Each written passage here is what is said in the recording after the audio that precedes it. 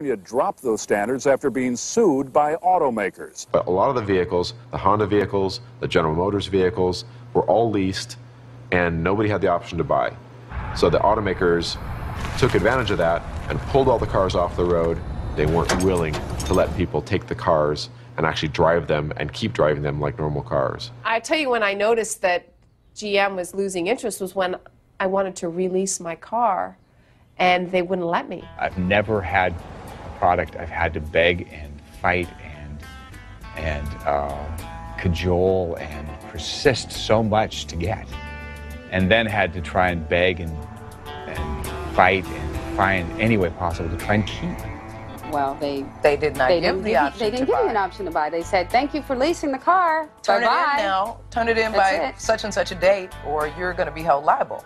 GM had very quietly gone about taking cars back without anybody saying very much, other than some of the drivers that complained about having their cars taken away, but never in a big organized fashion. So they had no choice but to turn them in or, face the legal consequences of basically stealing a car.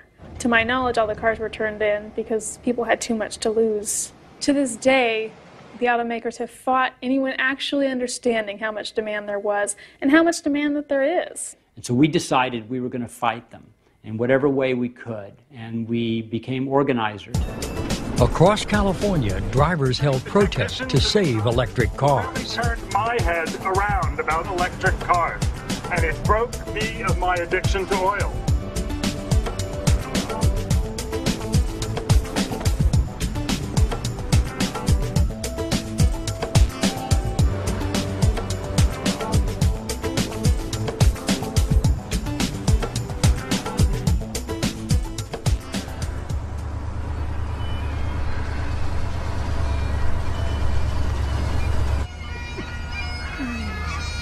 Unable to change policy, activists staged a funeral to raise public awareness. It was the same month as the first Stage 1 smog alert in Southern California in 5 years. I was an EV1 driver, still am, from 1998 until December of this year, when GM will have to pry it out of my Charger's dead cold hands. What the detractors and the critics of electric vehicles have been saying for years is true. The electric vehicle is not for everybody. Given the limited range, it can only meet the needs of 90% of the population.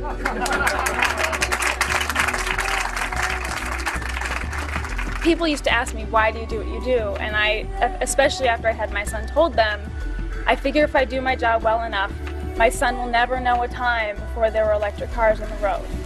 And he rode in an EV1 on the way over here, and he said, I wish we could keep the EV1 for a long time. And all I could say was, me too.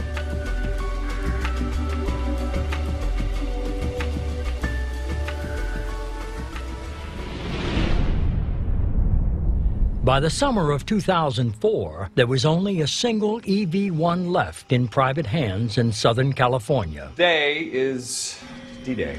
Today is the end. GM did do it right. They did create a great, great car. It's well engineered, it's well designed, and it's enjoyable to drive. I've never seen a company be so cannibalistic about its own product before. It's such an odd experience.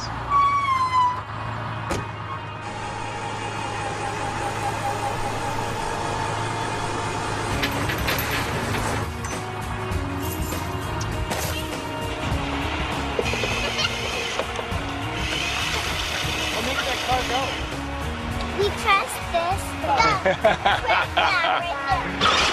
It's an electric car like Daddy's was. Hey, you got here just in time. I know, I see that. So sad. This is the EV specialist I was talking about, who gave me her car. Completely sad, heartbroken. Are you kidding me? They're my babies. Every one of them.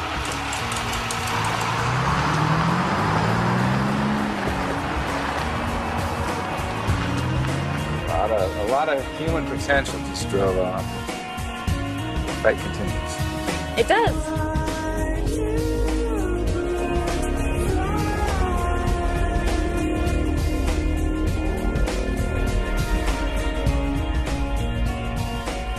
With no more electric cars on the road, General Motors now had possession of their entire EV1 fleet. Why did they want them back? What were they going to do with these cars? We had discovered 78 EV1s parked in the back parking lot of a facility that GM owns in Burbank. But taking off the cars that were on the road, that were running fine, just let those people drive those cars until they can't drive them anymore.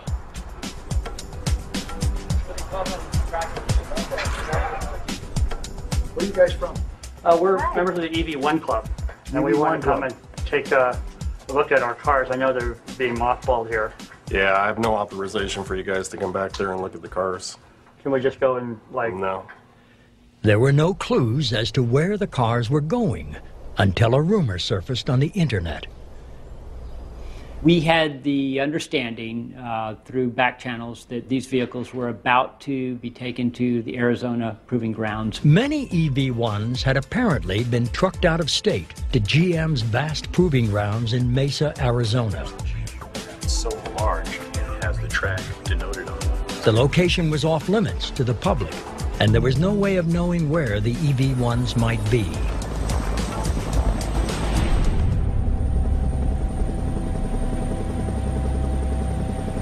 Flying over GM. No one around, eh? There they are. Wow.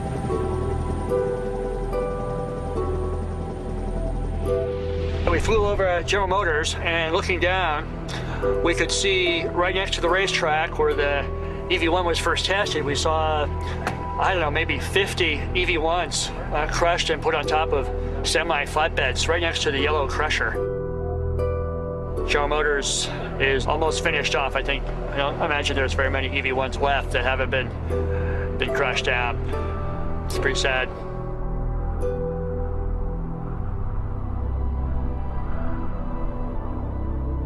They're one of four things that will happen with the EV1s.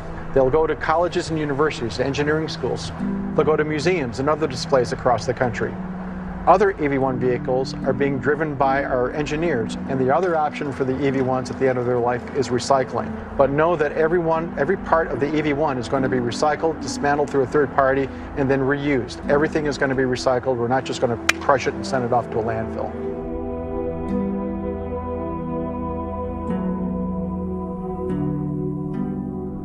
When I saw the picture of the pile of crushed cars, it hurt, and I thought it was pretty spiteful.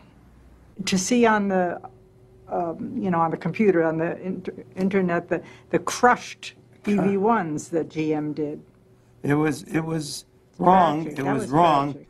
but more wrong is the reasons for it. All of a sudden we were sort of left at odds. What do we do now? And at the time that most of this was going on, no one had any idea that every automaker was going to jump ship.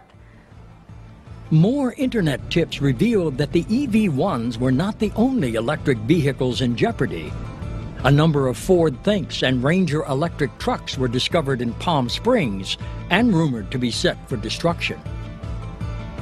In Los Angeles, activists spotted a truckload of Toyota RAV4 EVs. Fearing the destination was a crushing facility, they chased it.